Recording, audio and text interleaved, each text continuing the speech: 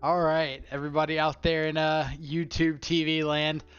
Uh, as a lot of people know, I did post a little bit about the Jun Shadow list that I've been working on Twitter a couple days ago, and the feedback was really positive. So I figured I would throw together a YouTube video, show a little bit about the deck, do a brief deck tech of some of the card choices, talk about what I'm kind of gearing for with this list, and run through some matches and see how it goes. So for the list, I kind of have it broken down a little bit over here into like threats, interaction, value pieces. So let me just go over some of the choices real quick. So as everybody knows, our favorite or least favorite modern legal cat got banned not too long ago, which opens up a lot of cool possibilities for the Death Shadow archetype. We get access to Street Wraith again, being like the primary benefactor here. We also get access to like some cool 3-color or 3-mana value cards, which I'll get to eventually. But Street Wraith is kind of like the foundation of this direction. We're getting back to that. I don't want to value out the game. I want to get my opponent dead game plan. And that'll pop up a little bit in some of the card choices here. So as our threat package, we got 4 copies of Ragavan, probably the premier red 1-drop in the format right now. Depending on if you're in white or not, could be the best 1-drop creature in Modern. Some might argue Esper Sentinel, some might be wrong, whatever. As you probably have noticed, only 4 Ragavan, no 4 Dragon's Rage Channeler. So the issue I've been running into with Channeler is it's a fantastic card. It's really great to play Channeler on 1, Bobble on 2. But we're not Murktide. We're not playing a bunch of non-creature spells. We're trying to get our Tarmogoyf down on 2, get our Death Shadow down on 2. And the more turns we take off of that scry value, the worse Dragon's Rage Channeler gets. So as awesome as it is on like turn 1 into turn 2 Thoughtseize, that's not our primary game plan. Our primary game plan is get guy on the board, get guy attacking, get opponent unalive. So Dragon's Rage Channeler might be like a card you're more comfortable with. It's not one that's fit into the way that I've wanted to play the deck. So for that reason, I've cut it from this build. But we'll see how it plays out in the upcoming games. Maybe it turns out I'm completely wrong, but that's been the experience I've had so far.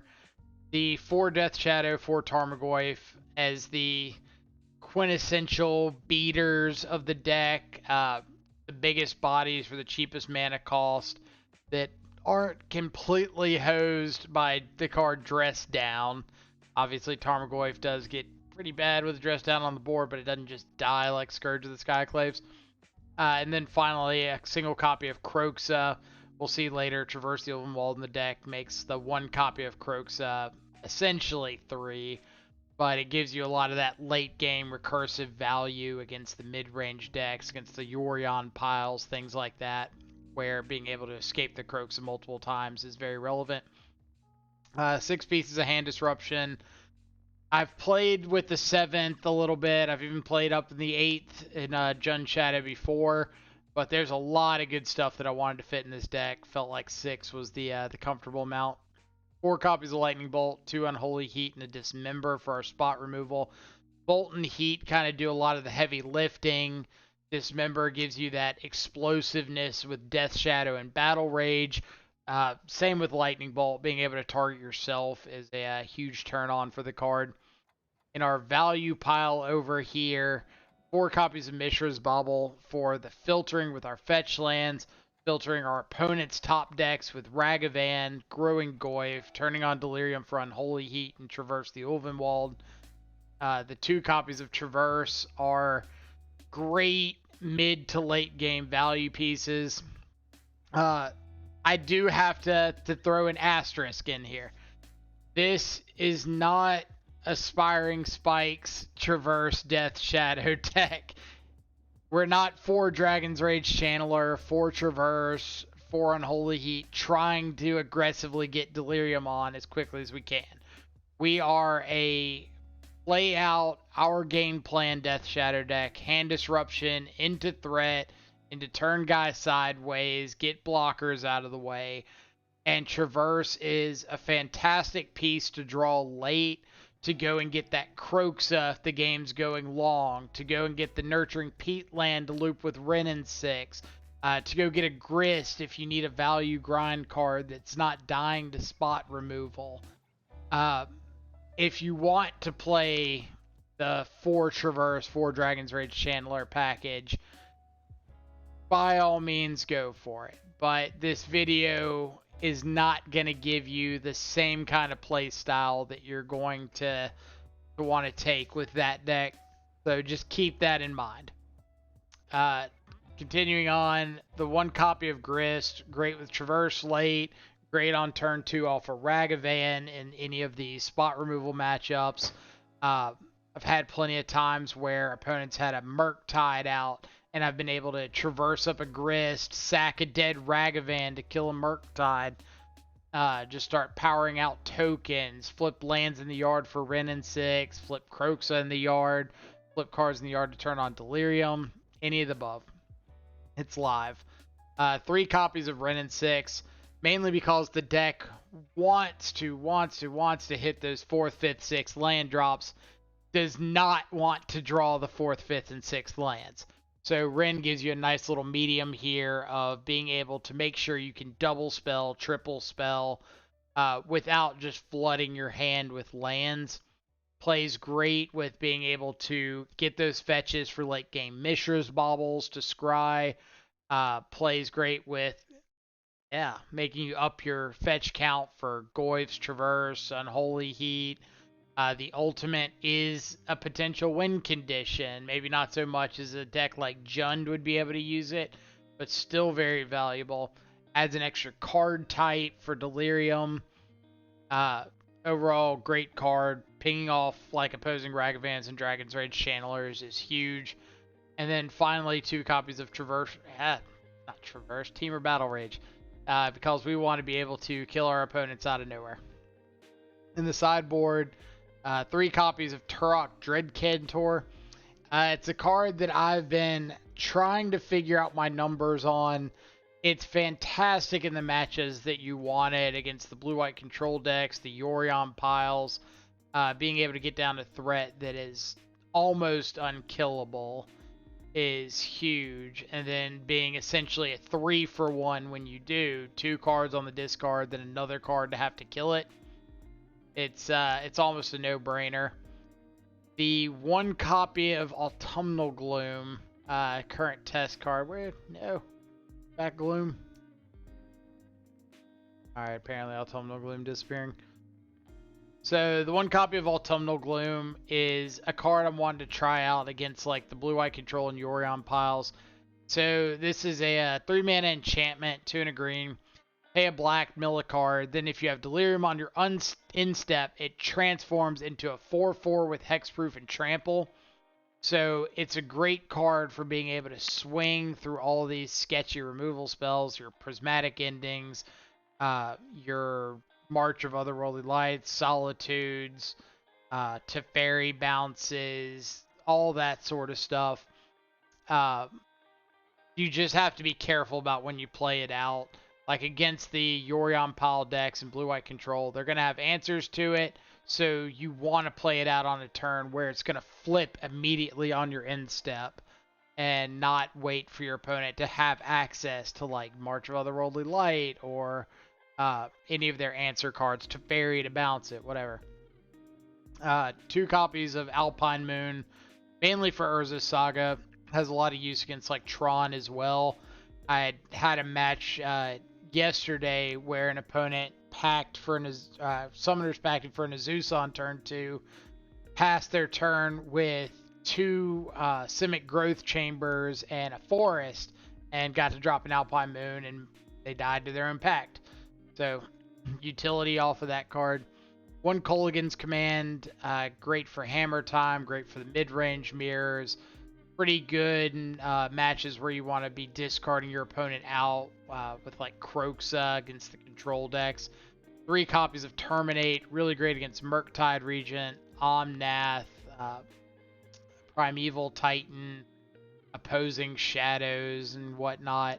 1 copy of Kroxa in the board, another card to bring in against like blue-white control, the 4-color Yorion piles, mid-range matchups, because you really want to see that card.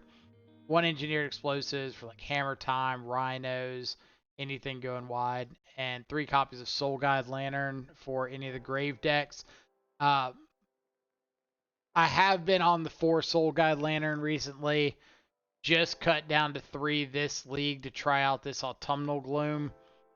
Kind of wanting to see if it's a card that I feel like I need to be aggressively mulliganing to or not. So this is the list for this league. Some of the notable things I did not include were like Liliana the Veil.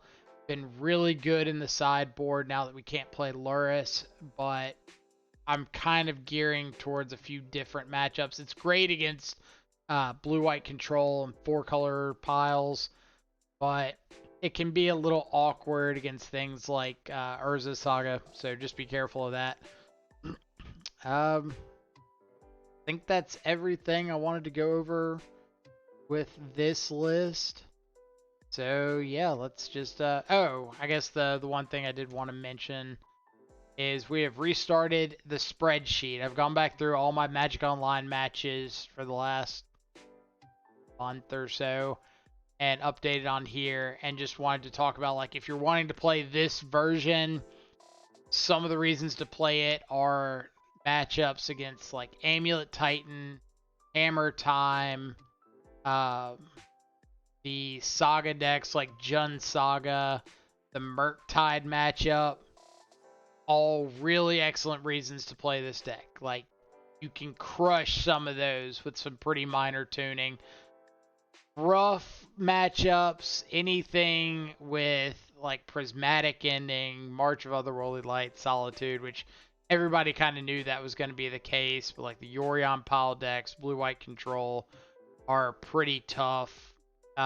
Just need to make sure that if you're expecting a lot of those, you're gearing pretty heavily for them. Still trying to find what I think the optimal cards to play in those matchups are, so maybe this league will give us a little more of a clue there. Alright, so let's make sure this is the right list. 0.3. Let's go ahead and hop into the first match.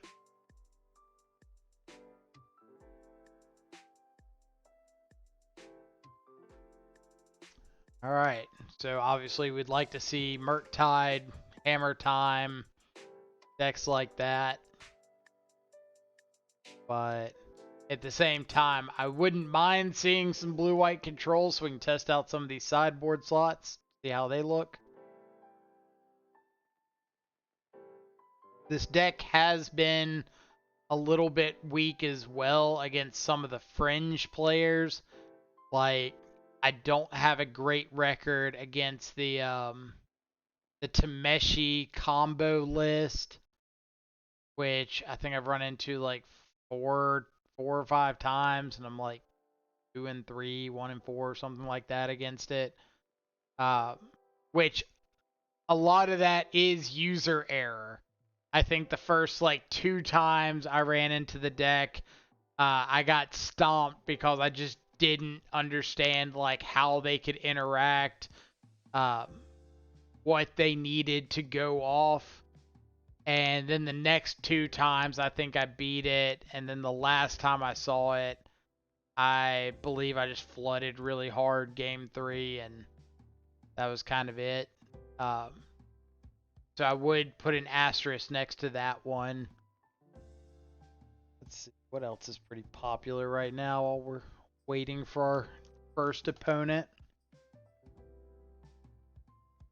Mono Black Control's been pretty popular. I don't think I've dropped a match to that.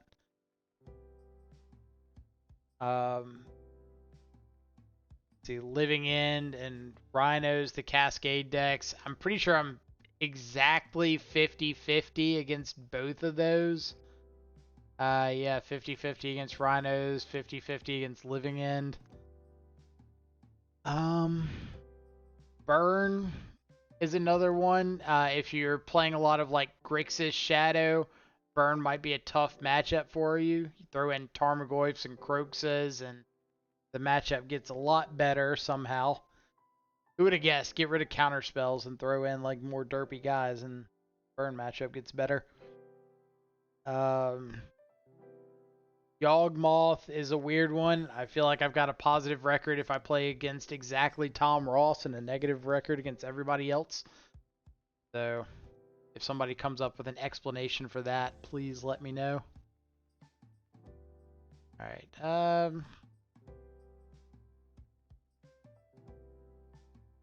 hands. I'm gonna keep it. I'm on the draw. I've got double street wraith, so like there's a chance a decent chance I'll draw into a 1-drop.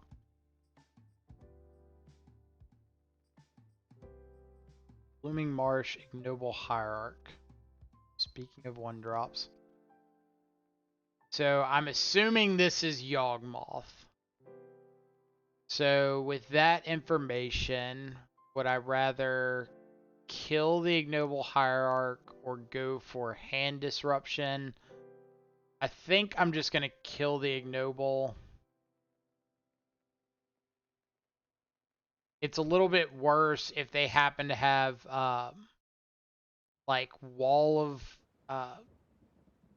what's the stupid wall? 2-mana wall that makes a green right away and could let them play another 1-drop. That'd be rough to see. That one. That the old wall. But I'm kind of hoping that I'll be able to get this shadow down.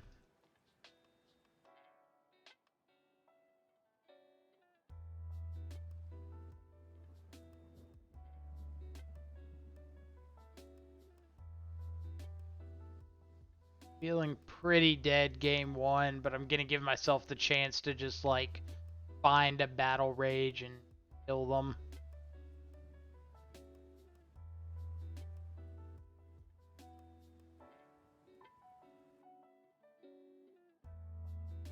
Shadow, yep.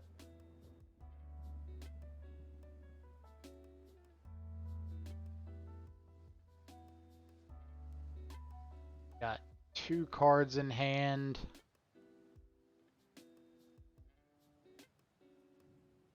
I'm missing sorcery, planeswalker, artifact from the yard.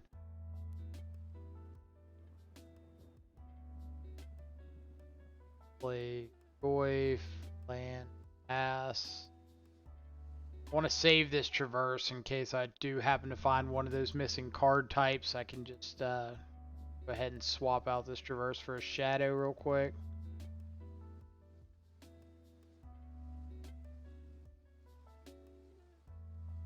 But looks like opponent had a pretty strong rollout. So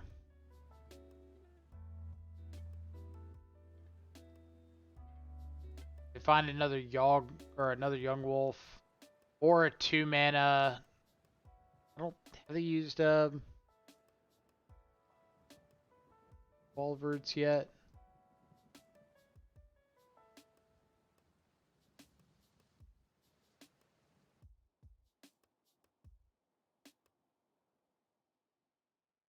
They can just board for another Yawgmoth and kill Tarmogoyf, draw a bunch of cards. Go to game 2. Alright. Bring in some spot removal. Don't really want all 3 of the Turok's another one that's potentially okay here. Just being able to give you that 3-for-1 value if you can get ahead of like a Yawgmoth. So this is like my maybe pile. As always, for anybody that hasn't been on the stream before, just because it's in this pile doesn't mean that it's coming in. It's just these are the cards that I kind of want to put a priority on looking at. So Ragavan's pretty bad in the face of like Young Wolf and what's it called? pretty much any of their 1-drops. But Yawgmoth and Strangleroot Geist especially. I don't usually mind like 1 Ragavan. It's kind of like if I see it, great. If I don't see it, then I never want to draw it. A command's a little clunky. Like a hand disruption spell. Traverse can go. They've got endurances, so like relying on my graveyard's a little sketchy.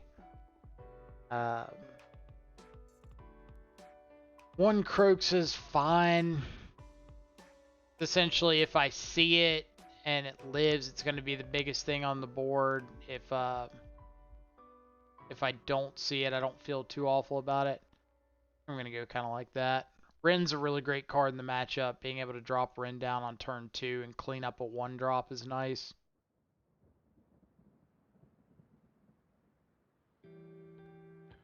What do I think?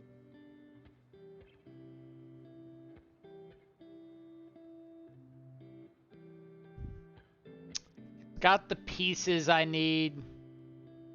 I think I'm going to roll with it. I think I've got a decent number of like live draws off of this.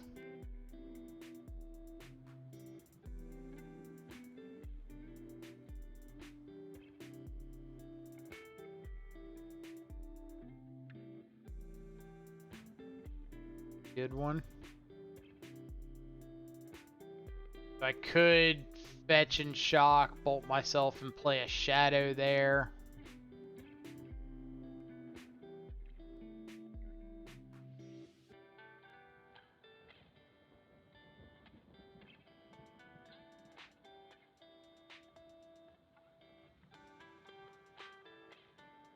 Let's go kill the noble.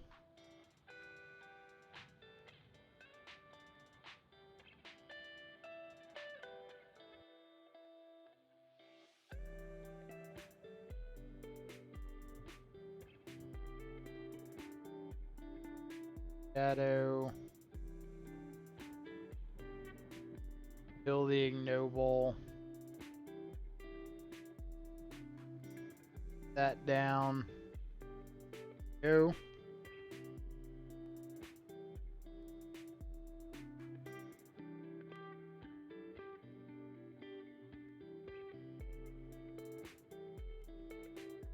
Root is fine.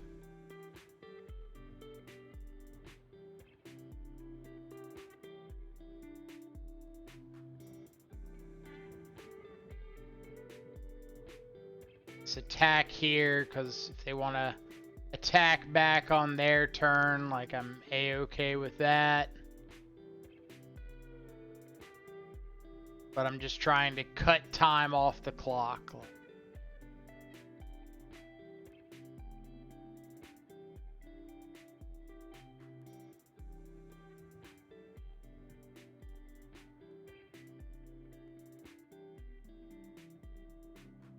All right. So now I have to think about, do I want to swing this Death Shadow into what they've got going on? Like, I can swing and know that I've got Battle Rage plus Soul Guide to clean up some amount of what's on the board. And I have to decide if I think that's worth it. I could also crack Soul Guide looking for a fetch land. And if I find a fetch land, they're dead with a bad block. I think that's what I'm going to do.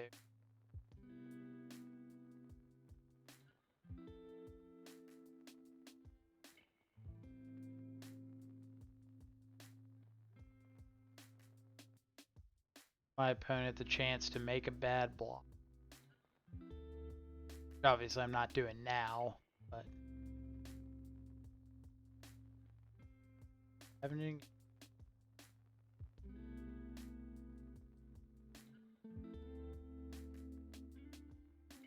So worst case scenario would be land plus Eldritch Evolution.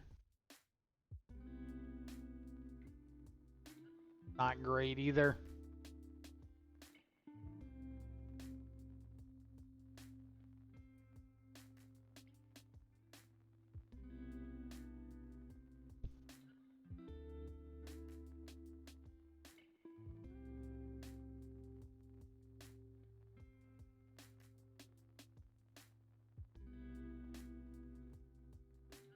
Shadow, you got it.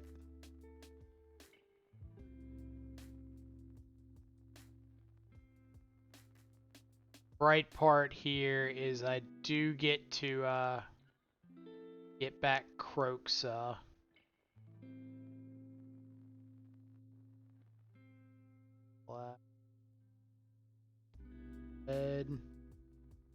They've got creature, land, so I can get my lands. Shadow, artifacts.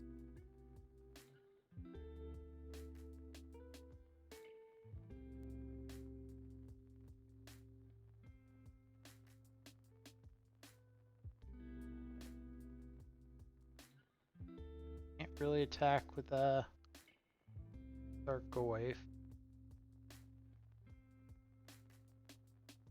Right.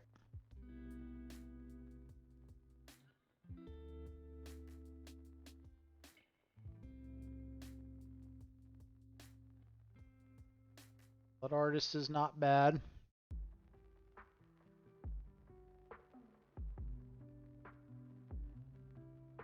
Alright. What's my plan?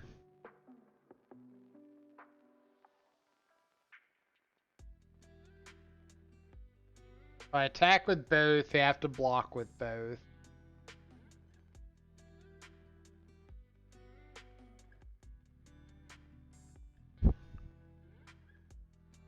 Because if they don't block one of them, I can just Battle Rage the other one and kill them.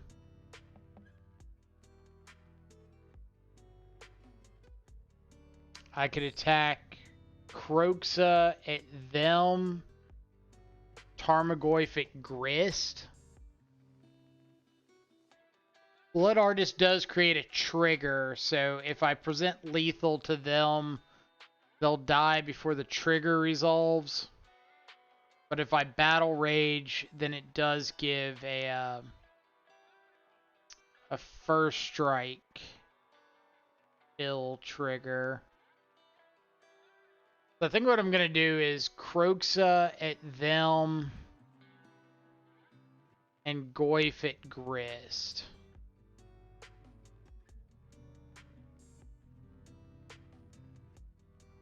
This discards Veil of Summer.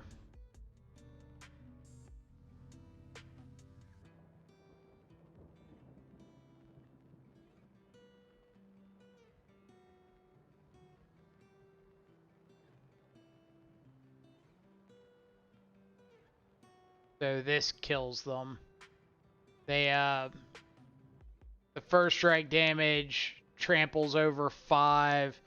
This trigger resolves. They get 6. They take 6 off the Croaksa while this deals damage.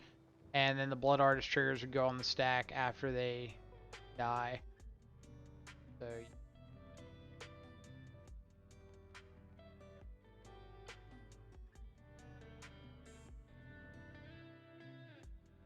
gain up to 6, and then they take normal damage. Oh. They just gained 2 off of that? What did I miss there?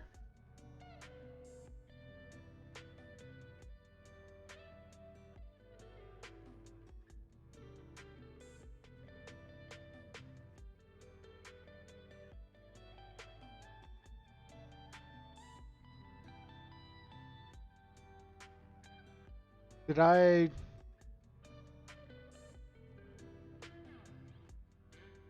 Gamer Battle Rage the Croaksa, yep.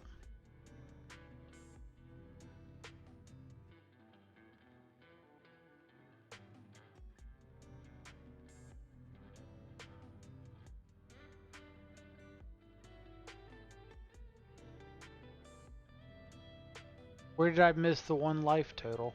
Or life point?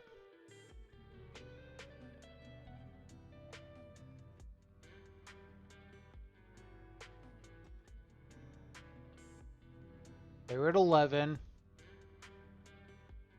First strike.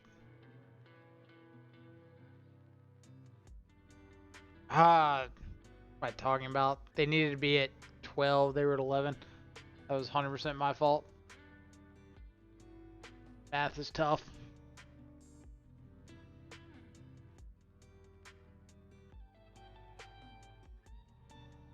Alright. Don't think it would have mattered.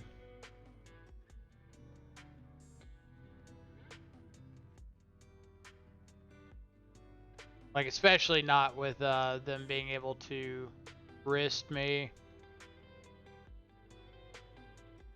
Let's see, so they're at 11. Were they at 11? Go back and check that out.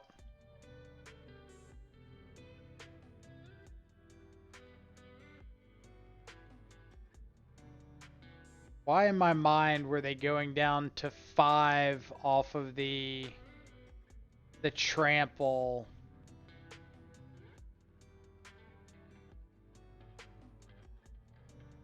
Or 5 off of like the first strike and then gaining up to 6.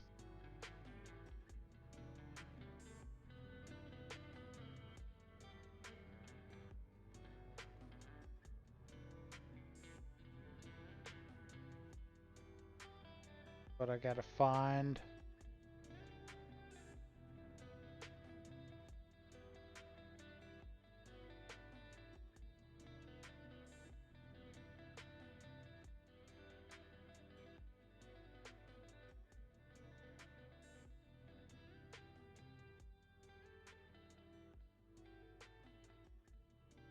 Wrist, yep.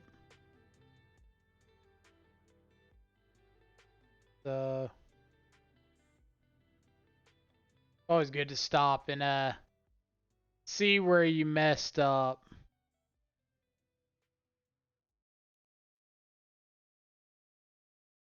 Yeah, my point was just I had them.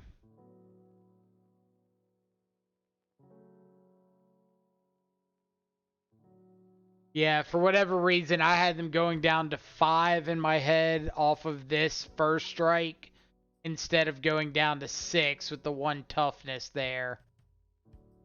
And then they were going to gain up to 6 off the Blood Artist trigger on the insect, and the Crux of regular damage was going to kill them. That was just me in my head, like, for some reason, thinking they were going to 1 point lower than they were.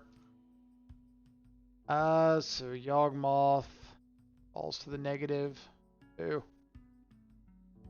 So 100% my fault on that one.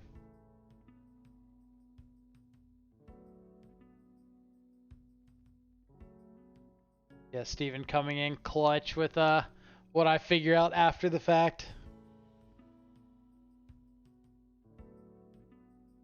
I just like wasn't accounting for the 1 point blocked by the insect token. No idea why I wasn't accounting for that, but oh well, on to the next one. Like, I don't think we were winning that one with the grist, but good to at least go back and double check. Because if we... Let's see. We're still attacking with the Croaks there.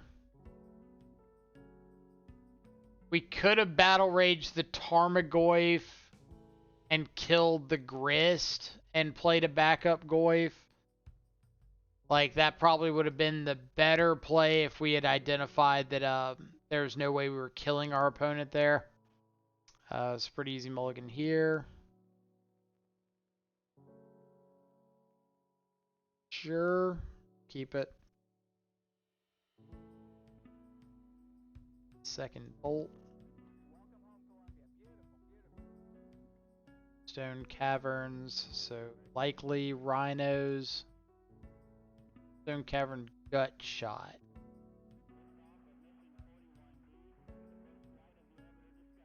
Still a decent chance of being rhinos.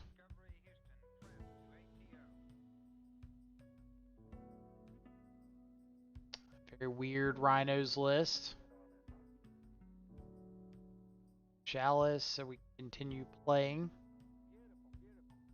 So Odawara, Karn liberated, gut shot and remand. So probably mono blue Tron. Had to take a guess.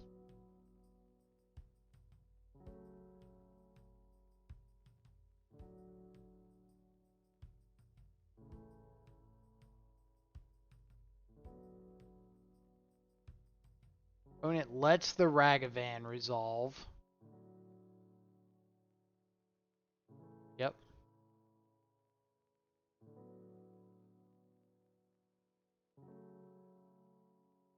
Still guessing. Yeah, mono blue Tron.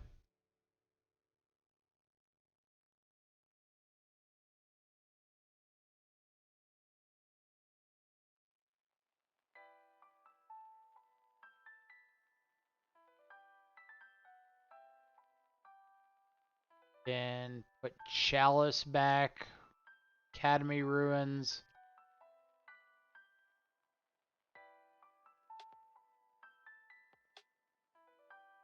Need to rattle off some lands.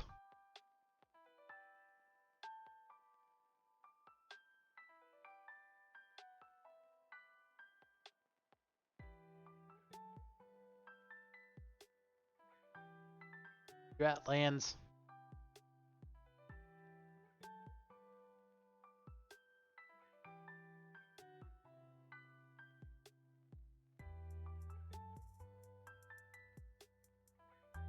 Says one down.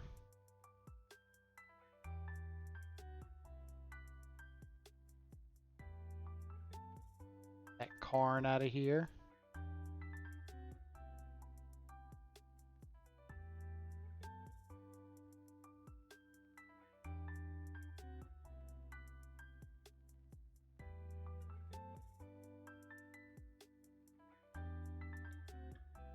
Karn pick up. 5 lands. They found a land that could get like a worm coil next turn.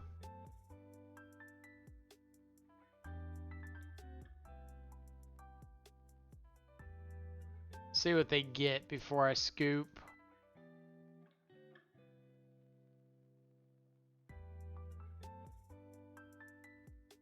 If they go and get like a relic of Progenitus and play it into the Chalice. Boif.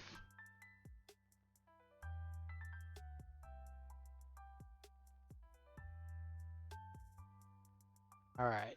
Mono blue Tron. Talking decks that I haven't seen in a while.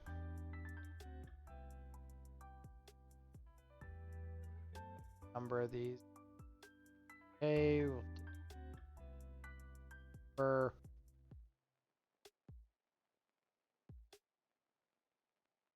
rocks.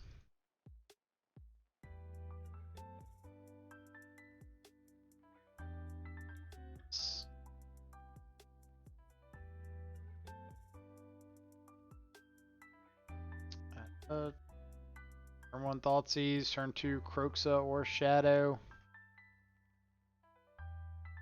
Opponent has mulliganed to at least 6.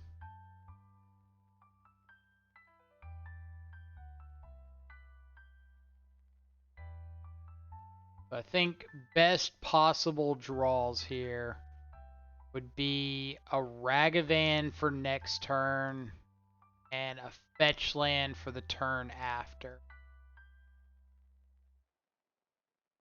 They have got natural Tron.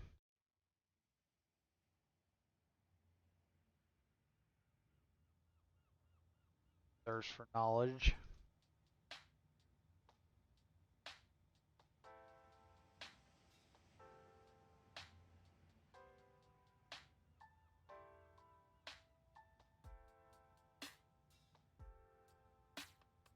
Disruption spell.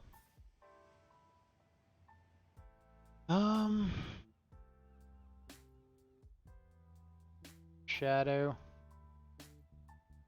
This also kind of incentivizes them to play out the island and wait another turn for Tron.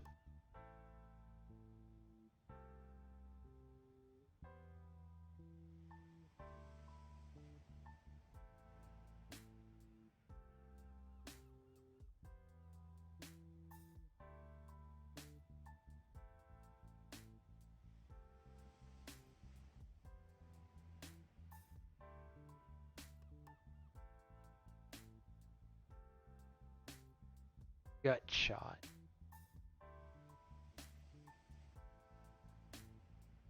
Kill my shadow here.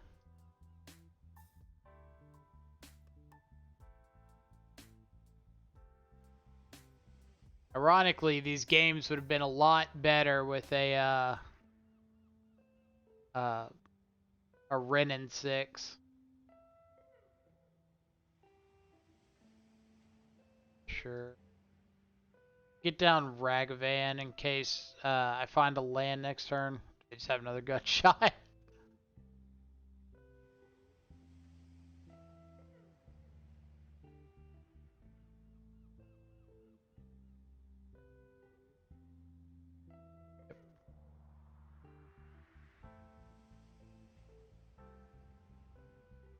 Getting.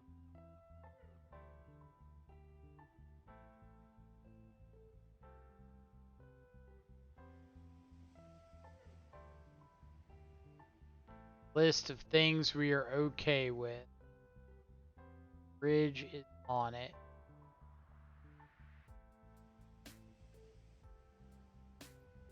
Especially if we can find a fetch land.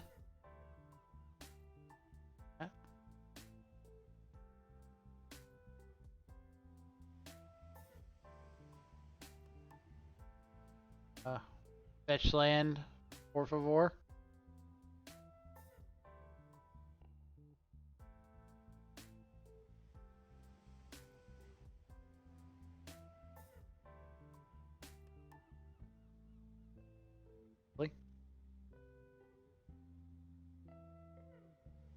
Opponent does not want us to draw said fetch land.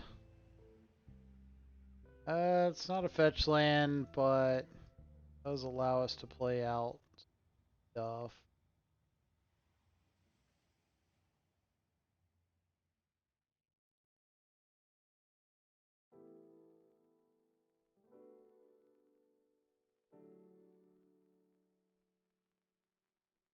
Let's go.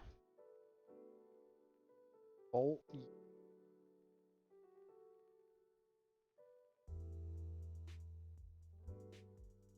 Alright. I think I want to just escape Kroxa here.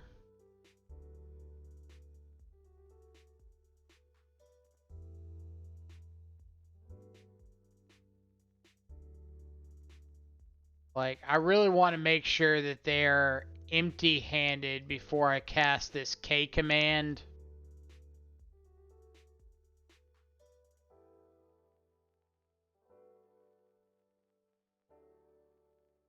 Like, if the K command gets countered, then I'm kind of dead in the water.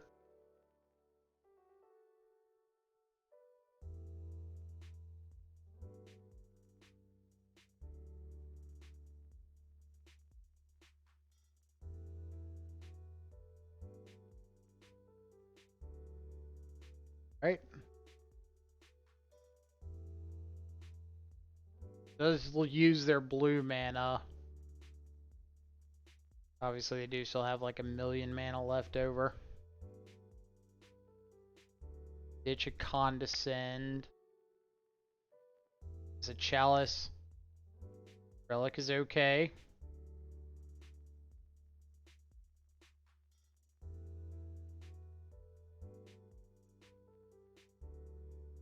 Alright, let's go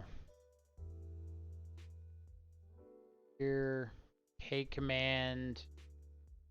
Make them discard. destroy ensnaring bridge.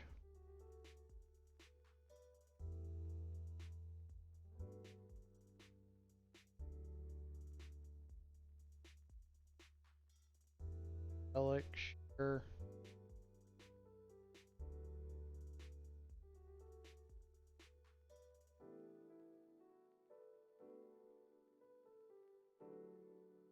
Land.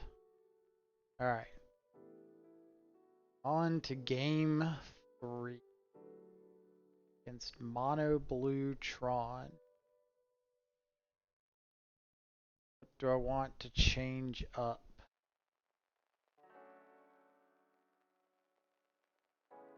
Brought in all my answers to Relic. Not Relic, Ensnaring Bridge.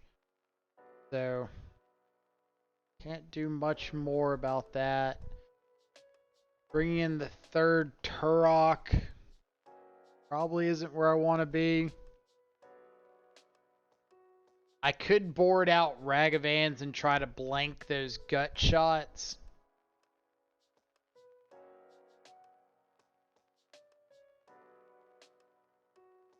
But I don't think that's the angle I want to go with. Wrist is a little meh.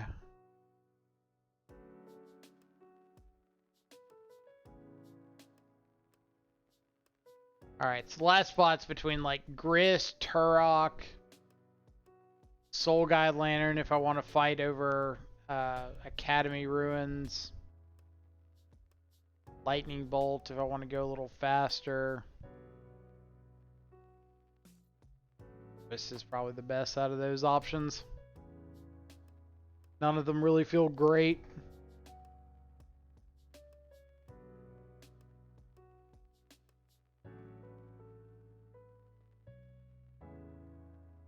Maybe my opponent decides to take the draw. Little mono blue 8-rack.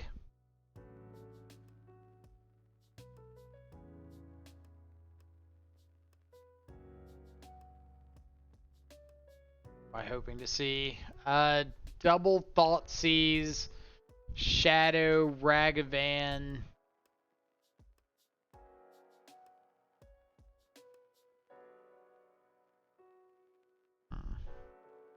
Opponent kept 7.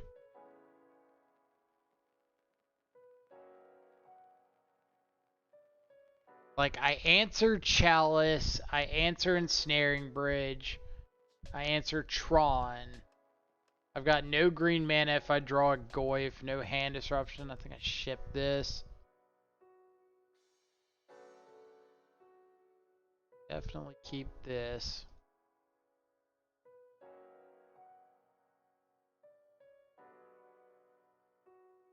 Wara.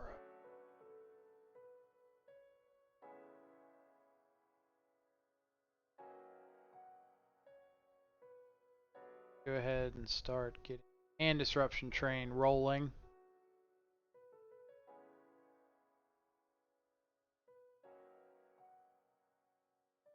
Emrakul, the Promised End.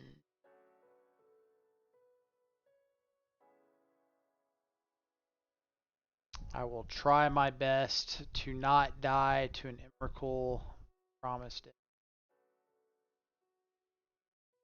But I make no guarantee.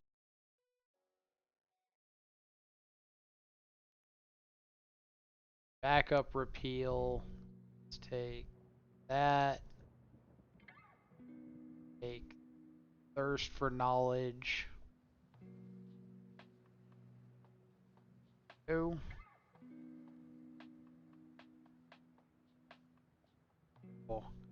Cry heavily if our opponent has drawn Condescend. Or no, we're fine around Condescend. We got mana to pay. We got money to blow. Oh, oh, oh. Let's start with the Shadow.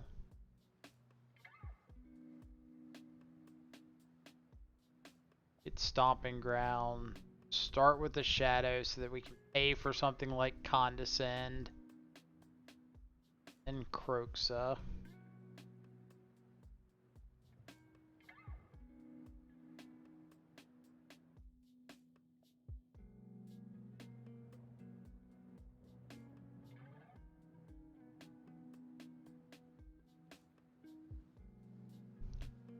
Opponent is being very pleasant and showing us what they're going to get before we have to name anything with this.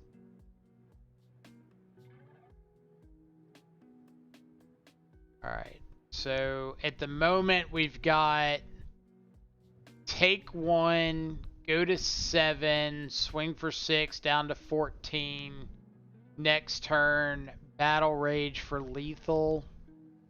Their hand is gut shot, unknown. So let's Alpine Moon name the Tron land that they do not currently have right now, which is Urza's Mine. Let's take 1 off of our peak land. Back.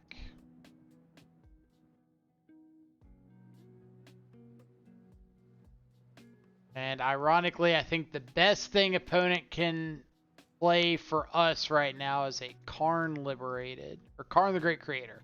Not Liberated. Don't play Liberated. Pretty bad. Alright, now are we just going for it? Opponent's drawing dead, so yes.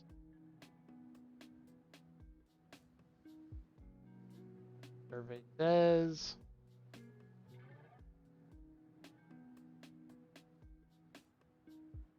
Boo! We are the menace of Mono Blue Tron. Gotta add a new line for that one.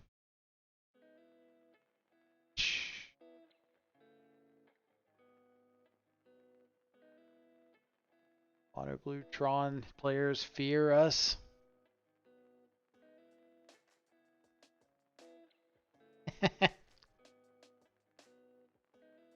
Lovely message from Steven.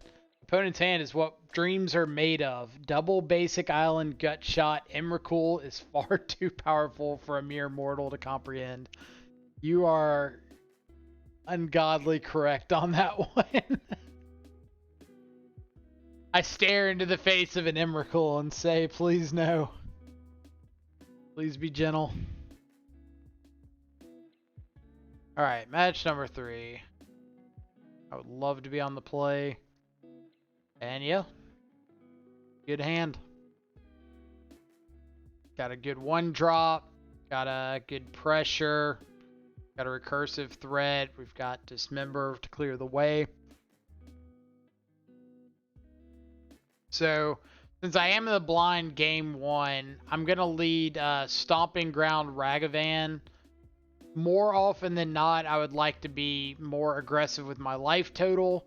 But since there's always the chance that my opponent could be on burn and I want to get basic swamp off of this, I'd rather wait as long as possible in the blind to make that decision. I'm so good with guessing these things. Oh man, they should really like let me stream or something.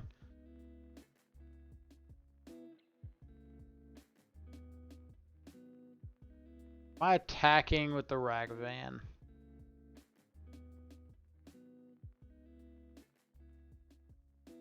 Or am I just like broke saying? I don't mind attacking Kroxa. Like if I'm just taking this trade all day and that's fine. Or I could play Goyf. Get Goyf down.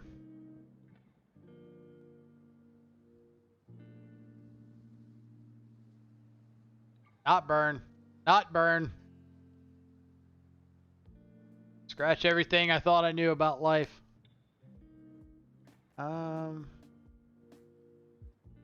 Do. Okay. So. It's important to shift focus in moments like this. Like, I thought my opponent was on burn. They're not on burn. I'm less afraid of getting burnt out, but still, it's in the back of my mind. So I kind of want to play with that in mind. And for that reason, I'm just going to play another Tarmogoyf.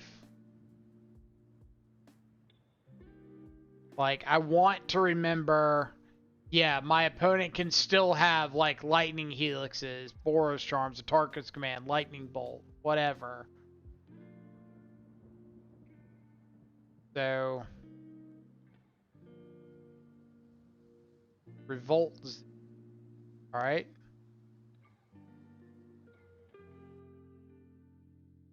This is significantly better for me. So I've got basic mountain in this list, so I can go to 16, block, and dismember something, which I believe is what I'm going to do.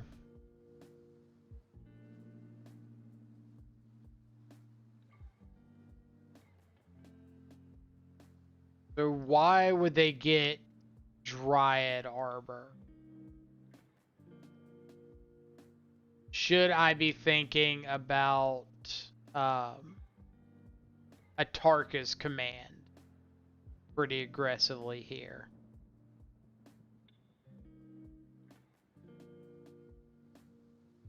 Slash, do I care if they have Atarka's Command?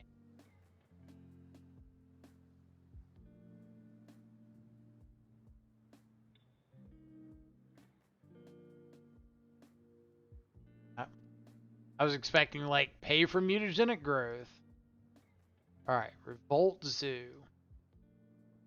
That is... Okay. I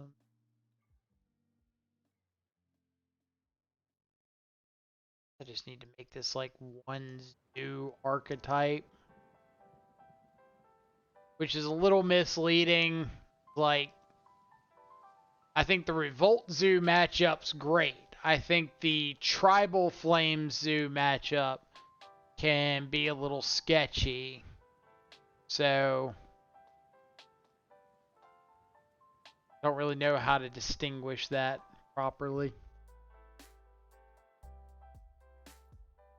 I don't want to end up playing against like 12 Revolt Zoo lists in a row and just like, oh yeah, the Zoo matchup's fantastic.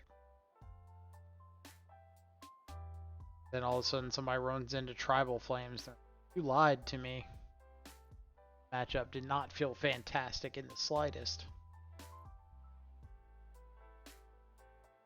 But the Tribal Flame Zoo matchup is super reminiscent of like the Prowess matchup with Stormwing Entity. Like, if you have the answer for the Stormwing or you have the answer for the Scion of Draco, then the matchup gets a lot better. If you don't have the answer, then it just starts like spewing percentage points.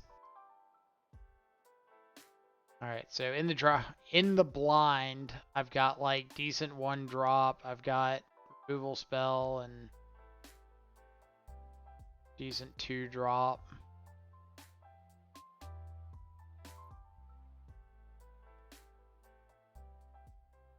My main phase, killing a Ragavane.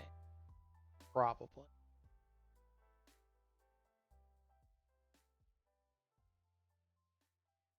Because I don't want my opponent to untap and have counter match.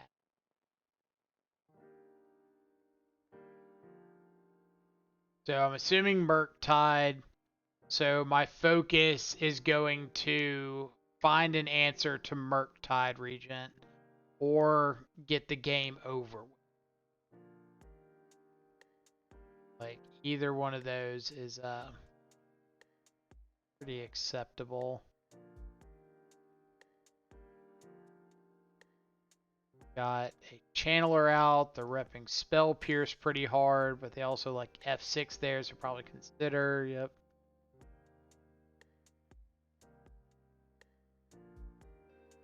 I've got 3 more bolts in the deck. I can get creature into the yard pretty easily for Delirium, but that's all I've got at the moment. Alright. So this does give them delirium. It's also growing the Tarmogoyf, which is relevant.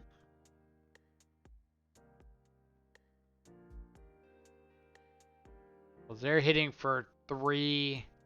And if they don't have an answer to Ragavan, I'm cracking back for 6. So, like, if nothing changes, I'm winning that race.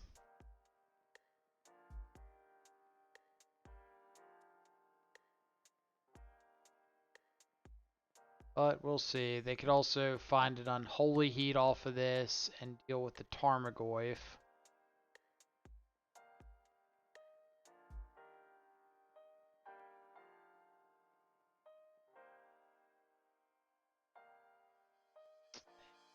There's nothing I can do about that.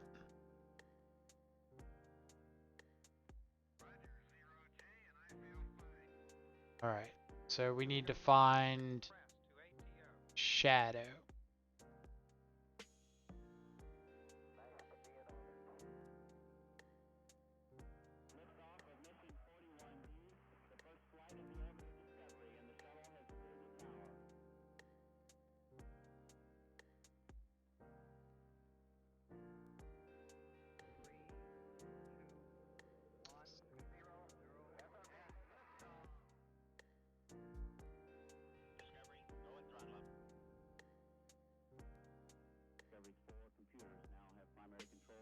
Obviously, this matchup gets a lot better post-board when we get access to Terminates.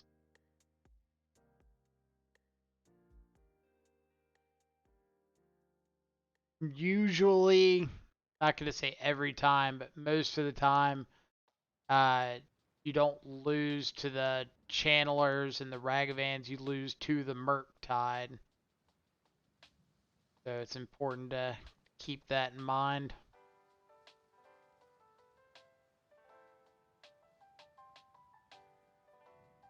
So for things like when our opponent inevitably drops a very large Murktide on us this turn, it's good to remember that we could have taken a couple more hits off of this. We cannot take a couple more hits off of a Murktide.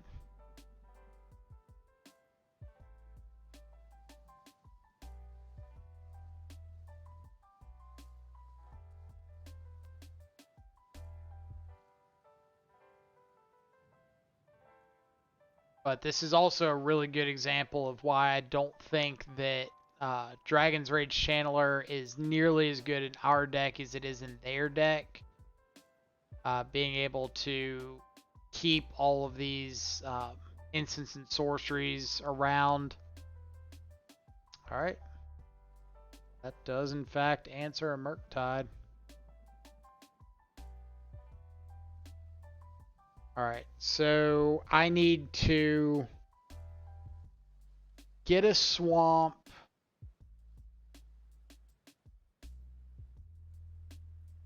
I need to play Ragavan, or not, yeah, I need to play Ragavan first.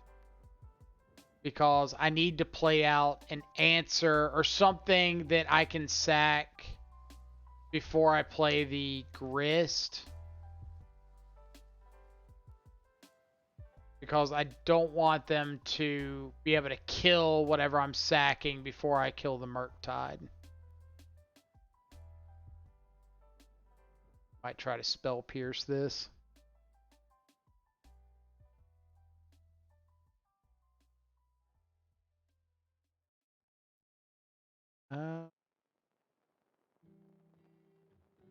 Ditch the Ragavan.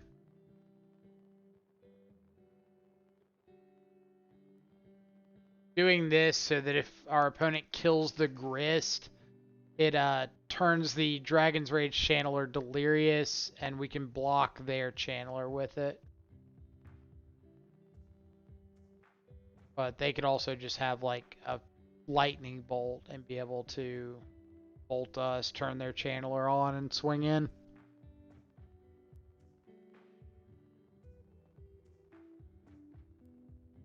Absolutely within the realm of possibility.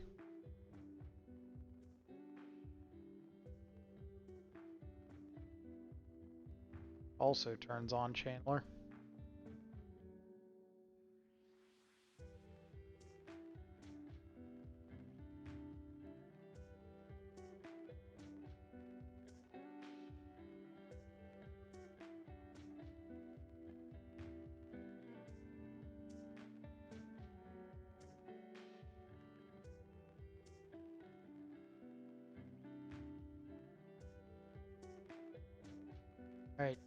You have the lightning bolt.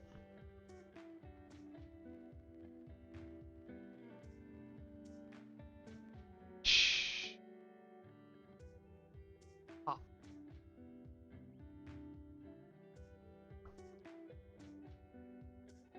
Time, OP. Playing another Murktide.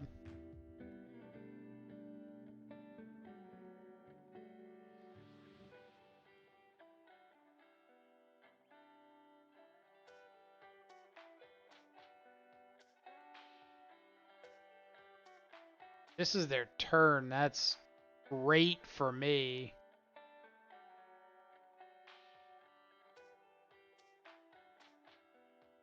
I've got huge draws at finding a unholy heat.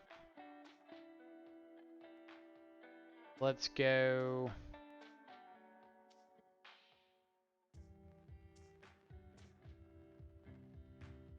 Rin first. Get the scry off the channeler.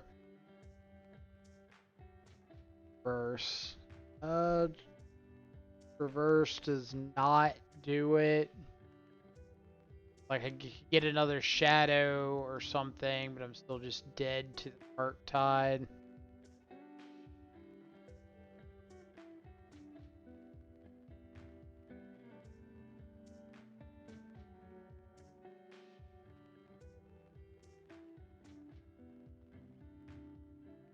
Guess I should have done that second main phase.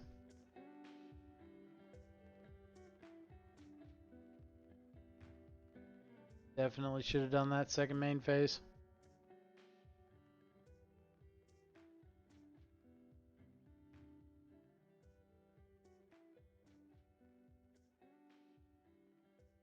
They have like a consider something here to get the channeler back delirious, then not beating that anyway.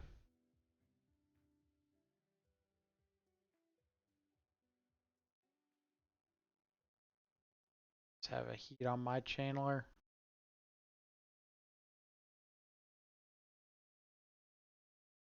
Does get their channeler back back delirious.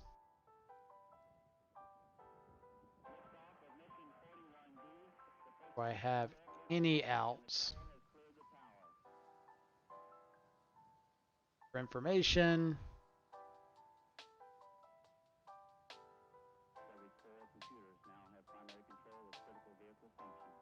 Alright. But game 2 we get actual factual magic cards. Text.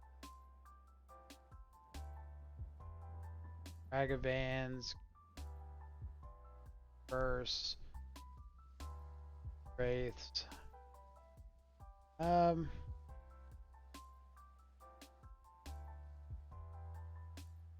ditch Battle Rage for an EE. Unholy Heat's pretty easy to blow up a Battle Rage with, or blow out a Battle Rage with, and there's always a chance of things like Brazen Borrower. It's fine.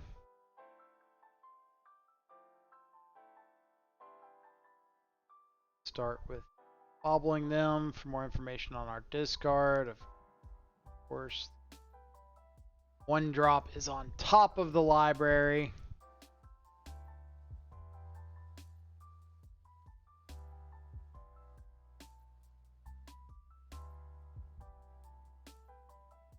You get to play Channeler double bobble here if they want it.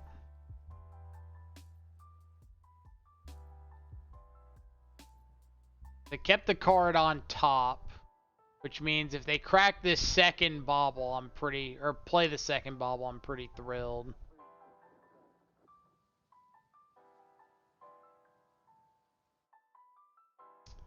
If I had to take a guess, I would say it's probably a second land. Yep.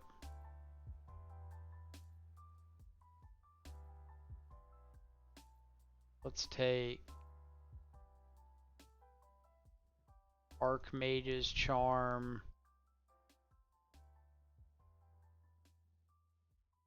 And play out a Soul Guide, exile.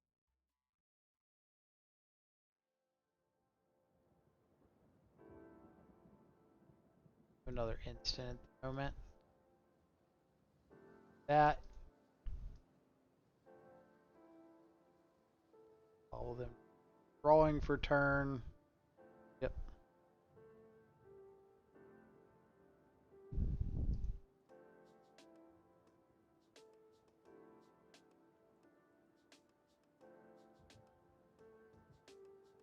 Let them surveil before we bobble them again.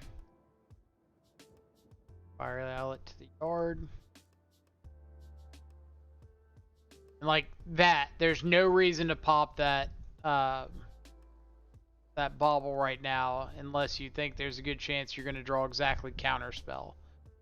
But I wouldn't crack it unless you see the counterspell on top.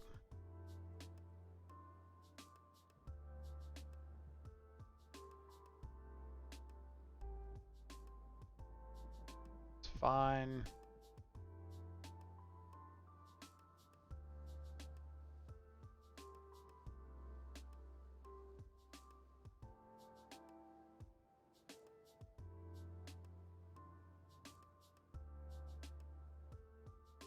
All right.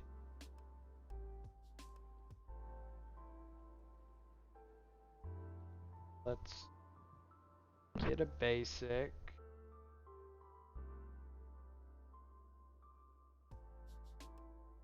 The Goyf.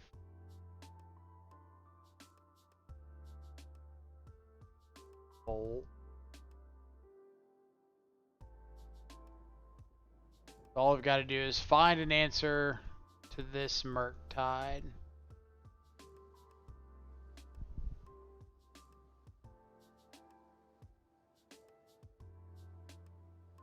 I've got Delirium after this Street Wraith.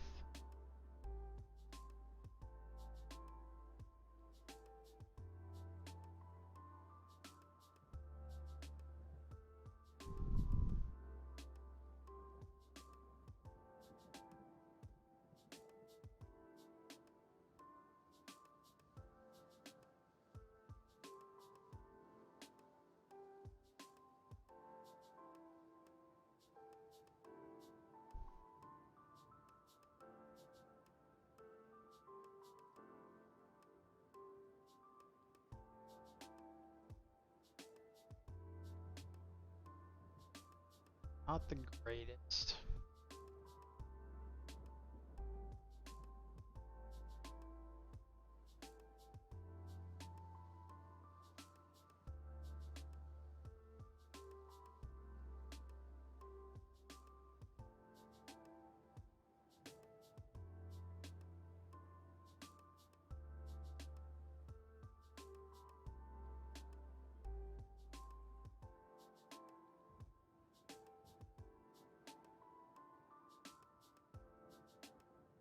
Alright. Find an answer to Murktide.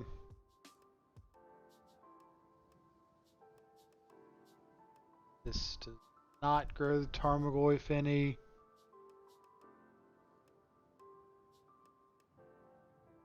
Do have fetch up, crack peatland. Find an unholy heat for my Goyf.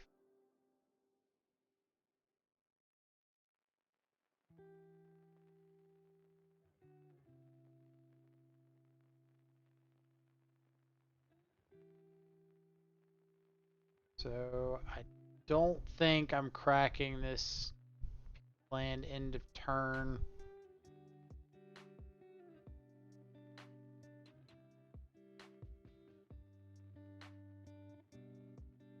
Alright, so that one was miscounting my opponent's graveyard with this EE. Like I knew they were short of casting the Murktide before they played the EE, and I just was not expecting them to just throw it out there on 0 for no value. So that absolutely went under my radar.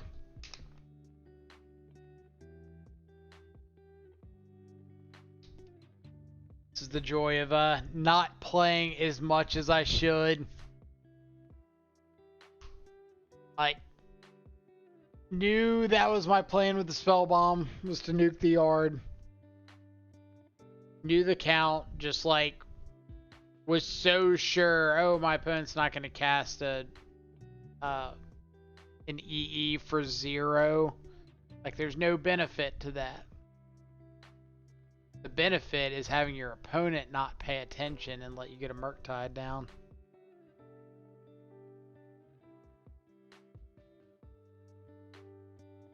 As far as I know, opponent is in a Discord call with their friends going, well, always give your opponent the chance to mess up. They're right.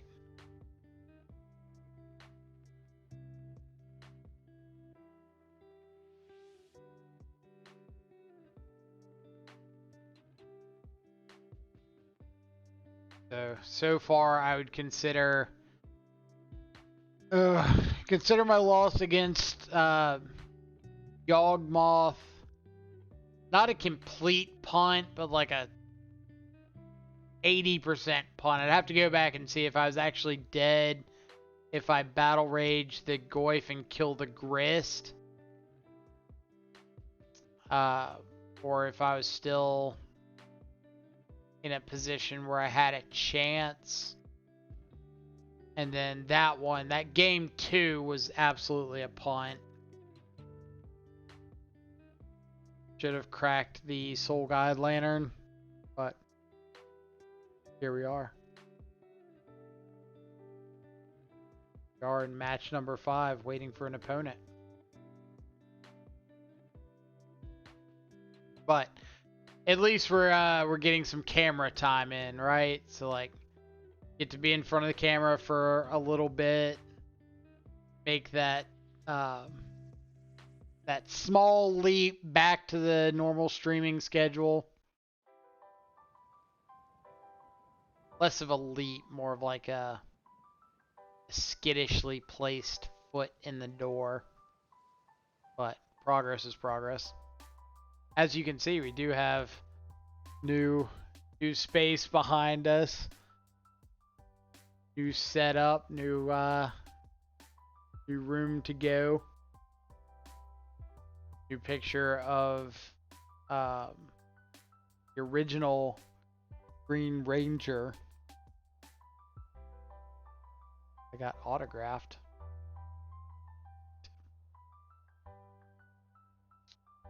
What do I think about this? Sorcery land instant in the yard really easily.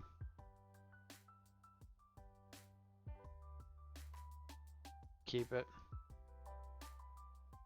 We'll test the limits. Don't know what we're up against, so if removal spells are decent here, then the hand's gonna be decent. And all I need is like a Street Wraith or a Bauble to get Delirium, or just like a creature to play out, Planeswalker to play out. That's a pretty good chunk of the deck. I could proactively throw this lightning bolt at my face or their face or something if I need to get Delirium online.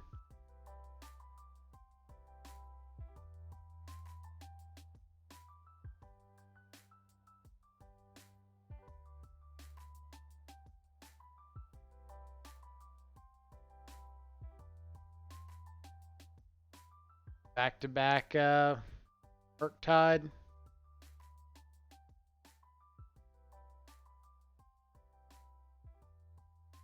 Go position. Consider.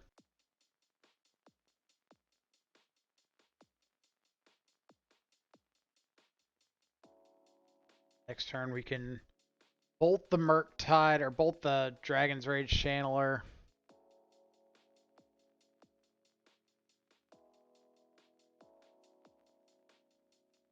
Here's our Delirium.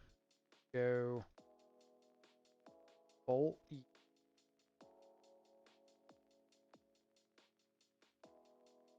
Our opponent didn't draw exactly counterspell, but we can still unholy heat it if they did draw a counterspell. Or like a spell pierce or something. Am I 100% cracking foothills here?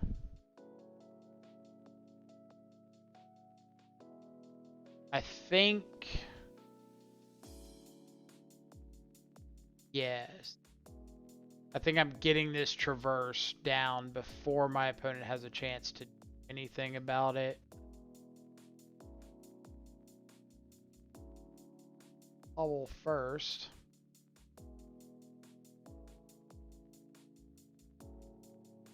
Heck of that. Is that enough of a reason to not cast the traverse yet? See if opponent cracks this Scalding Tarn in my combat. Because if they see me passing, they might pass. Or they might just like go ahead and crack it.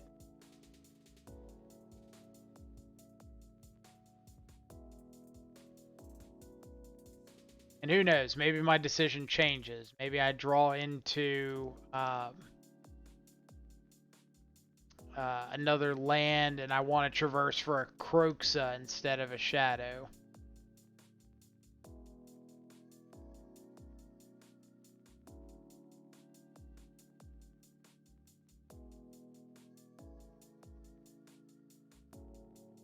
Maybe my opponent shuffles away a Ragavan and still draws a Ragavan. Who knows? Sorts of crazy possibilities here.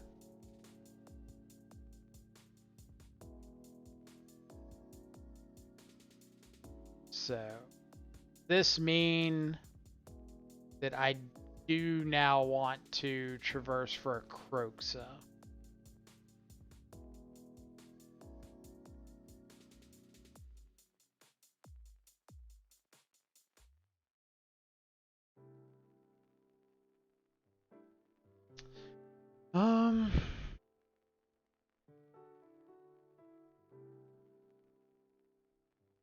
Don't hate it.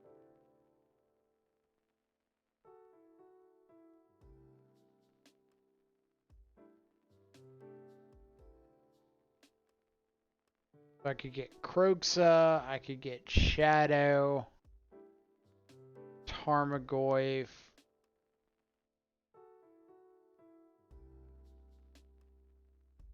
I could get Peatland to try to loop with Ren.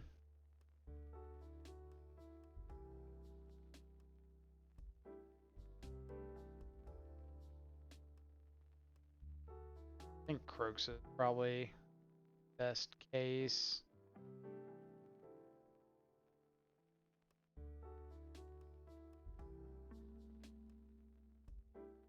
If I had like Street Wraith,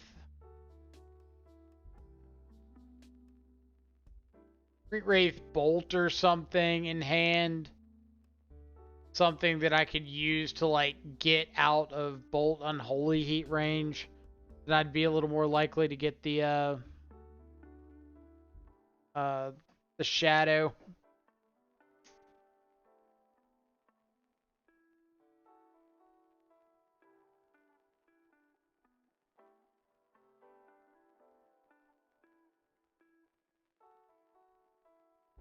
So my hope here is opponent goes no land, Ragavan.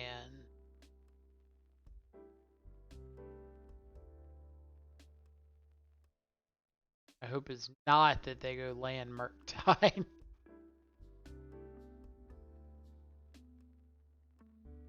Let's go N6.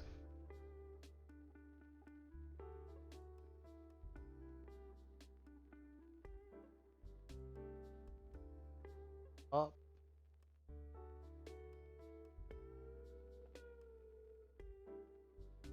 So I can play out Ragavan Guess I'm probably dashing. Yeah. Getting a removal spell out of hand.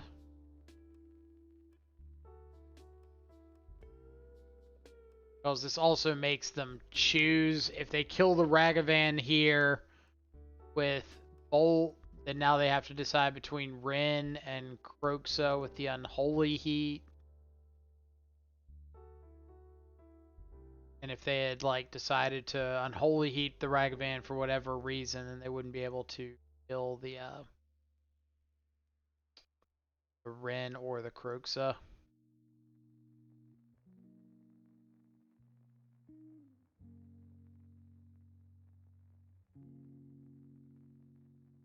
Bucks, no Murktide. Bucks, Tide.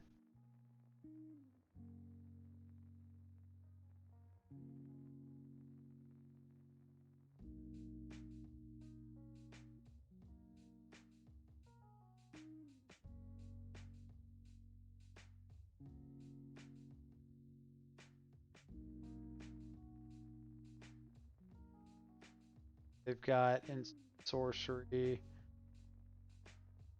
Keep sorcery. I've got you.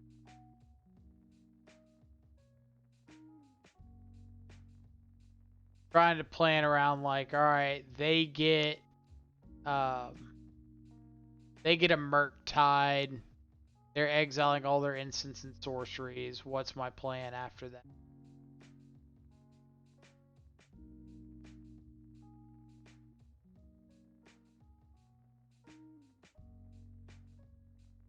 Right.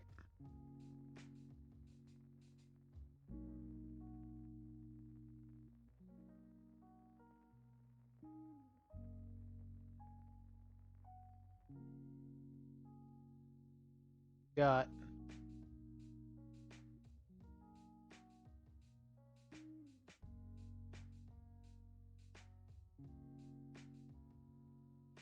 fun with that.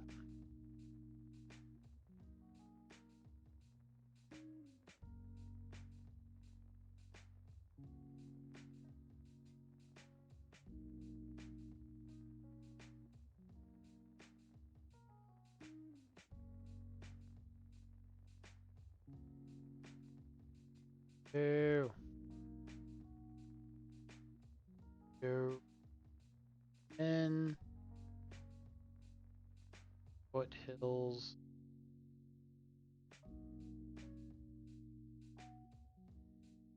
If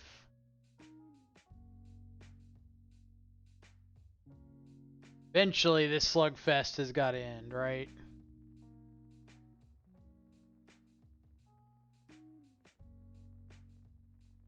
Hope it doesn't end with my opponent playing a Murktide region.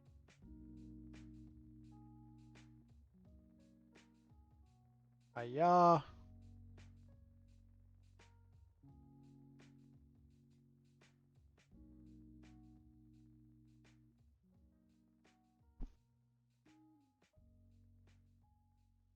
Don't want this Ragavan dashed on me.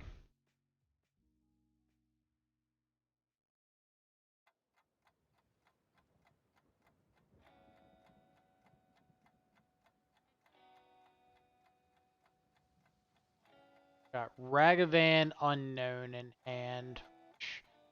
Second card could be a Bolt. Could be another Ragavan.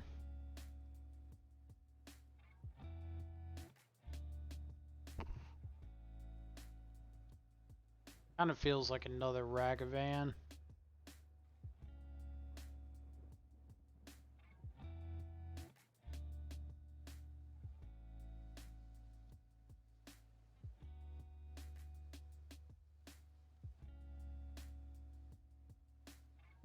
Alright, so if I go Rin, ping them, Unholy Heat the Rin, get back Kroxa.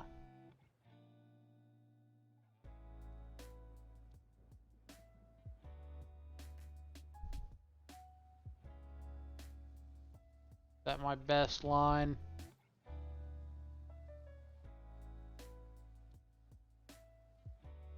Like if they have a counter spell and they didn't just try to counter spell the Ragavan.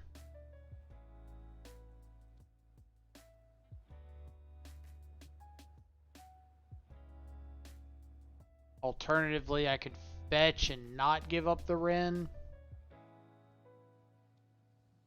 But then I take Planeswalker out of the yard.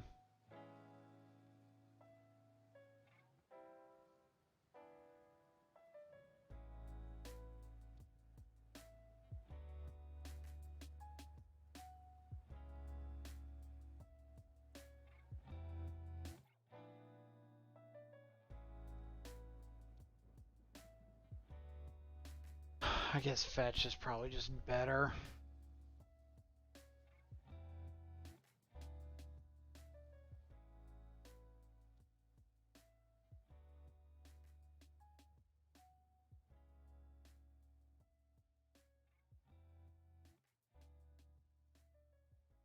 So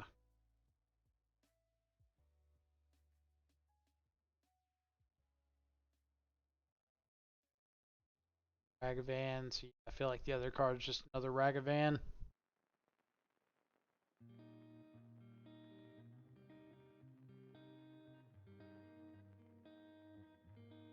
Old Consider a.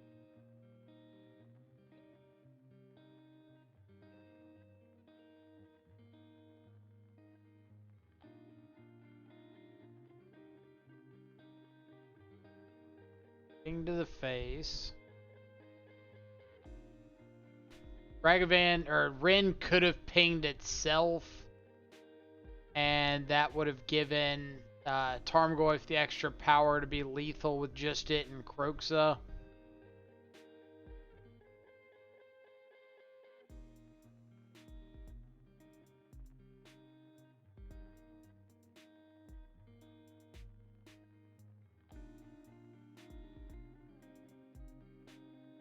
Battle Rage doesn't kill here.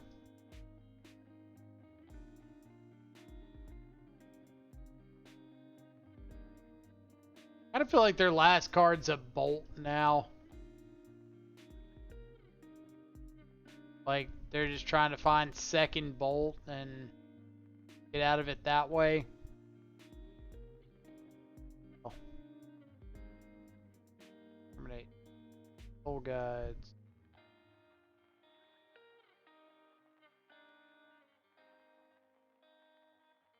This is where we pay attention to the number of cards in our opponent's graveyard and don't punt away a game by miscounting. That's the key. Don't make bad plays.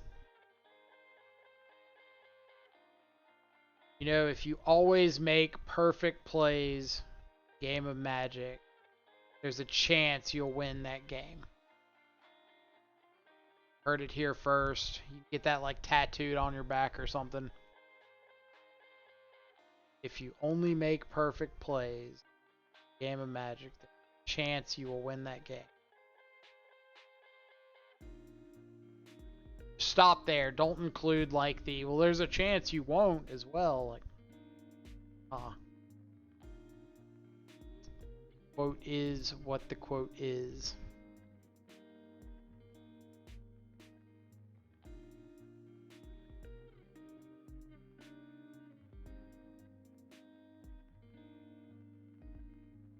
But win this game, we end up positive. We feed the kids for the league. We can afford to play Magic again. I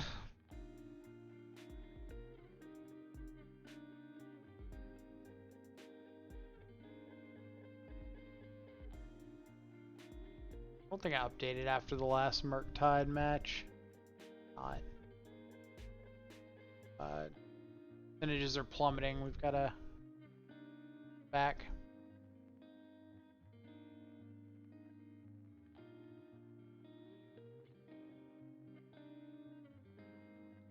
Kills dudes, stops Murktide. About all we can ask for.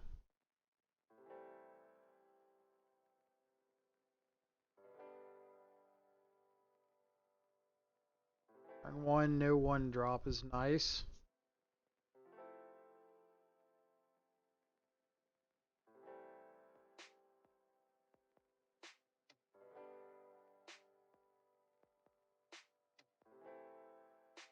Less nice. I'm going to plan on trying to kill a dashed Ragavan here. Seems like it's got higher upside than alternatives. They might be looking at this basic swamp like, oh, he can't kill a Ragavan. He can't cast Unholy Heats and Lightning Bolts off a basic swamp. Get out of here, peasant.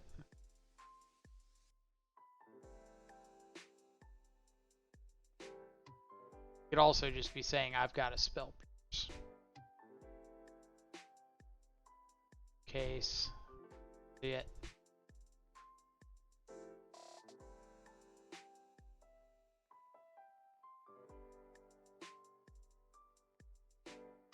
Because we've got a...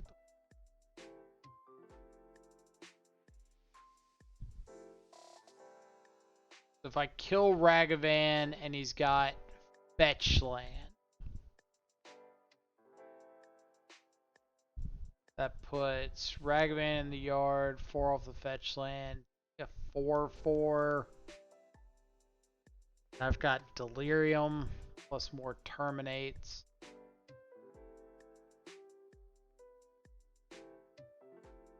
That's what I'm gonna. I think I'm gonna high roll for stripping the hand. And he's got a second Ragavan. Nice.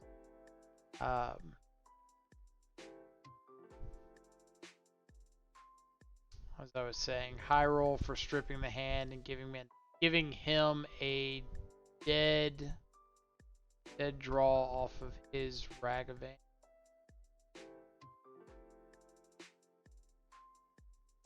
I get down this.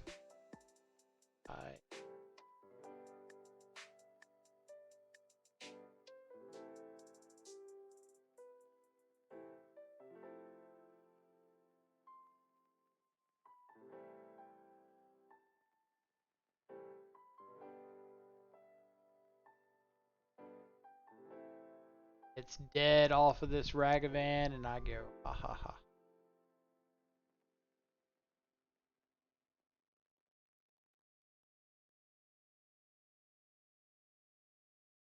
Ah ha ha ha ha.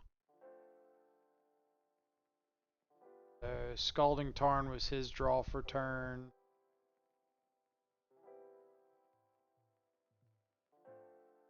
Got a little freedom to kind of do what we want to do here.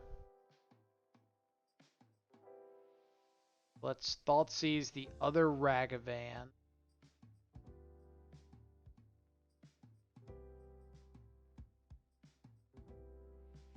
I'll fetch basic. Terminate this Ragavan. Now he's got Unholy Heat. They go. Am I cracking this Soul Guide?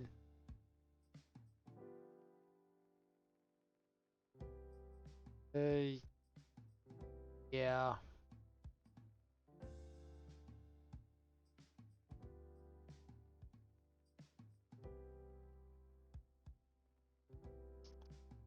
Should have done it in his upkeep.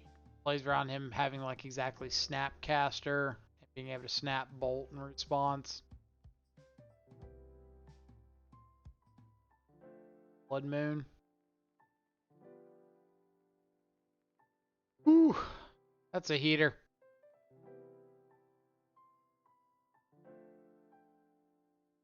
That is a heater.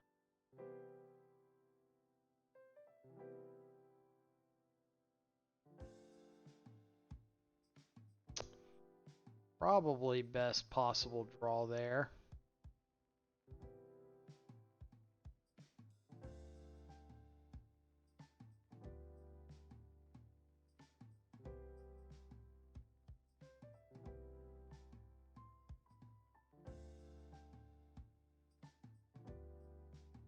really use something to kill that Jace. Are.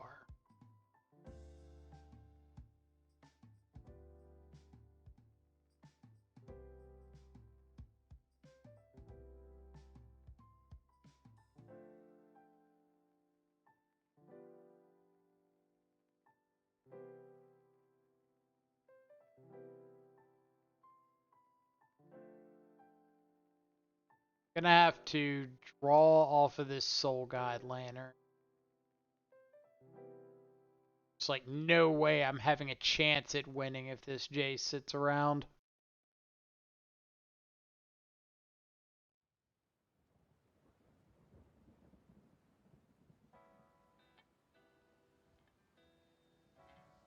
Found a dash monk.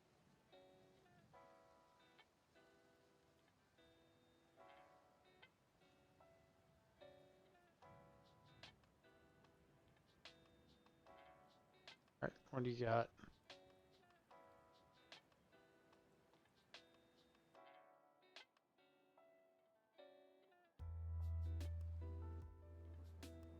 Okay. Got answer to Jace.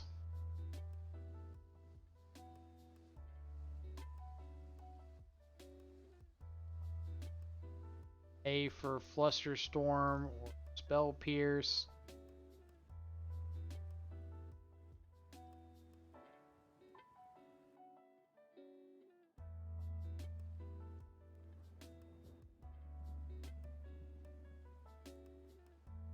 Don't feel great at 5 life.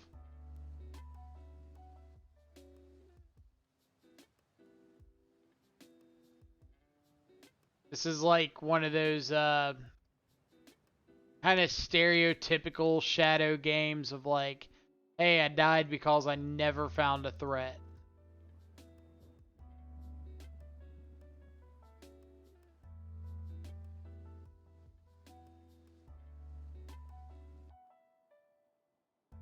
Now you're just mocking me, Tarmogoyf.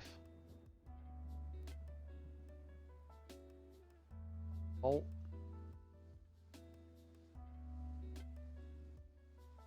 Bolt.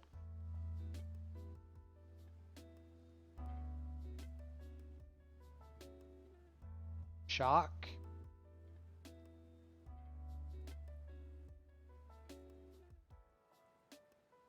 Best draw would be...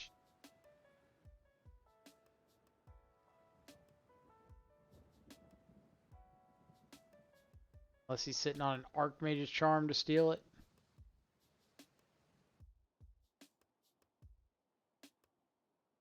What do you got? We got a game 3. If we fall in this one.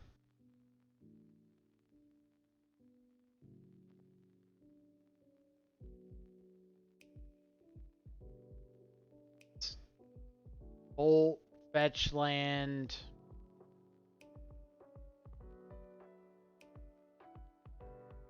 Alright, game 3. Let's be a little bit better about finding a threat in this one. Rin is a lot better on the play.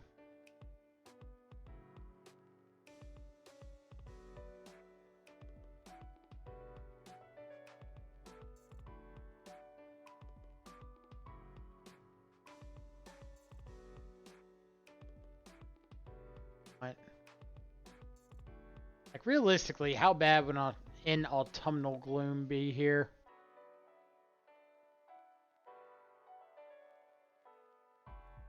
And it's great.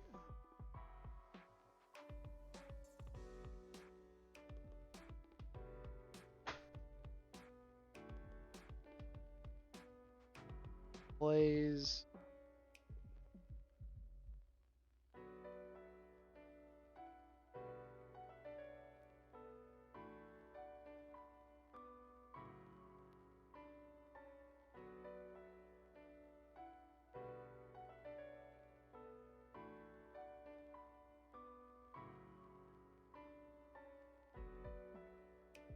They should not be making this play on their turn. Kind of hinted at it before. There's not really a reason to to bobble yourself, like the only way that that play makes sense is if you're sure that I'm playing out something on turn 2 that you can interact with profitably. Like either you're planning on a unholy heating my 2-drop or spell piercing my 2-drop or something like that. Otherwise, I can untap and play hand disruption into the thing that you just filtered to draw. Bolt it. Worth a try.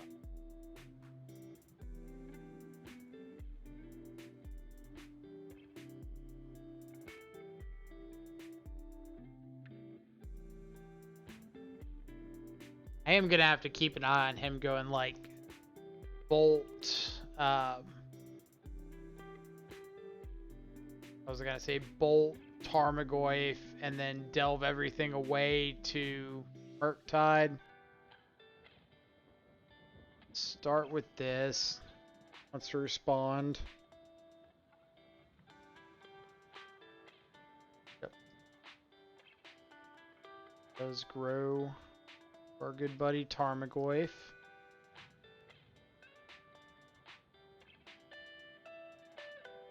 Like, I can crack fetches because they don't have hand disruption. So me drawing on their turn is not nearly as bad as them drawing on mine. But with the Murktide play, I was kind of alluding to, I want to keep up this Blood Crypt. I want to shock it in because my opponent like bolted the 2/3 or 2/3 Goyf at the time, put the 3 damage on it, then exiled their yard to Murktide. I would have been left with just Mishra's Bauble and Verdant Catacombs. Goyf would have died to state-based actions. But because I waited, or because I played the Renin 6 first, I was able to hold up, or I didn't have to hold it up anymore. Feel better. I was sure they had a spell pierce there. Sure. Alright, so let's go Ren. Back. Catacomb. Basic swamp like Roxa.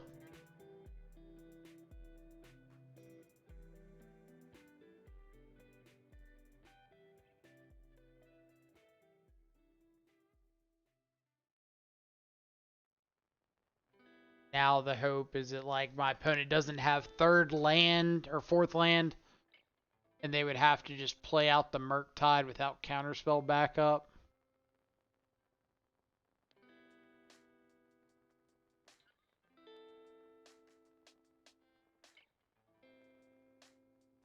Play the full value. I guess they're 1 short of the full value Murktide.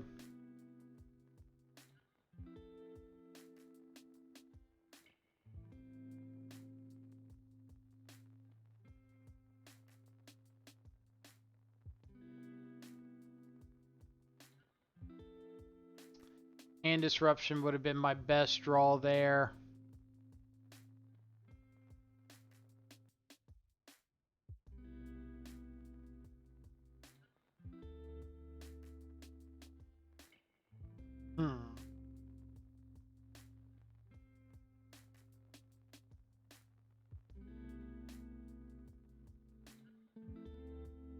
I could go for Croxa.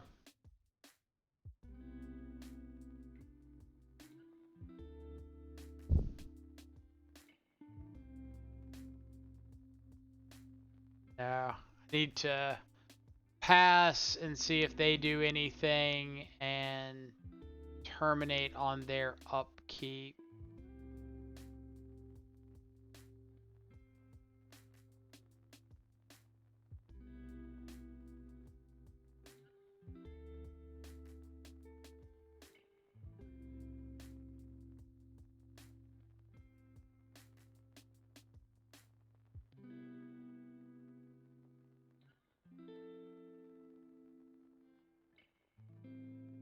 Paying 2 life to prevent 5.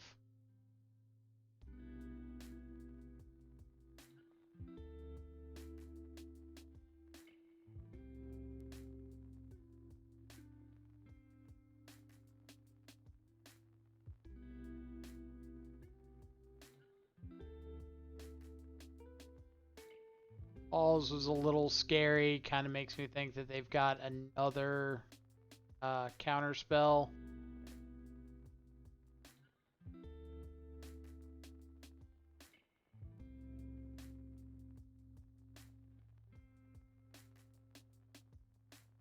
Like, I'm dead on board,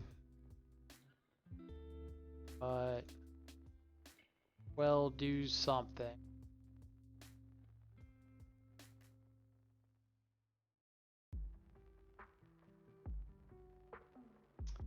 Murktide plus counterspell will do some stuff.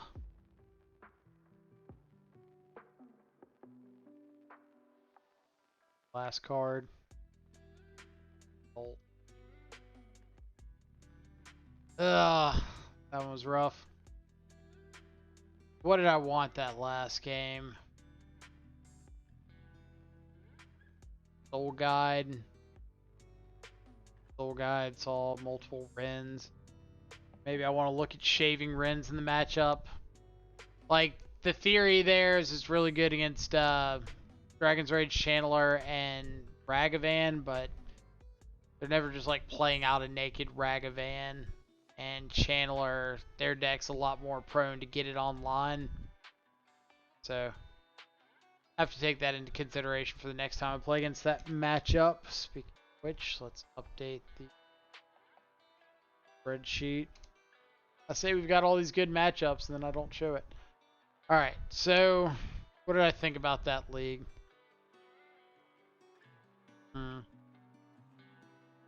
Played against Murktide twice, Yawgmoth, Zoo, and Mono Blue Tron.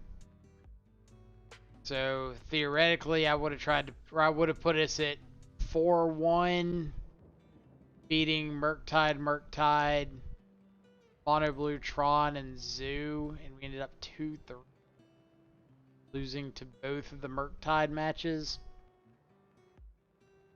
So I'm gonna have to go back and rewatch those, see where I went horribly wrong. But I think next time in that matchup, I'm just gonna cut a couple of the Wrens, bring in the Terminates and the Soul Guides like usual, bring in the EE, maybe not bring in the second Kroxa, probably not.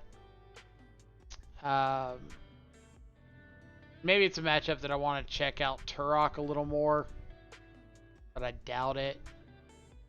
Turok's just like always good in those value mid-range matchups, right? So it'll be one to try out a little more in detail.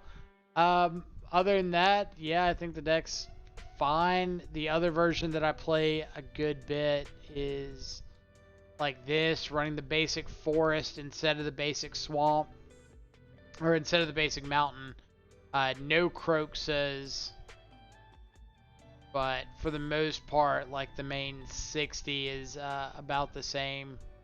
Just instead of Kroxa, I think I'm running a 6th.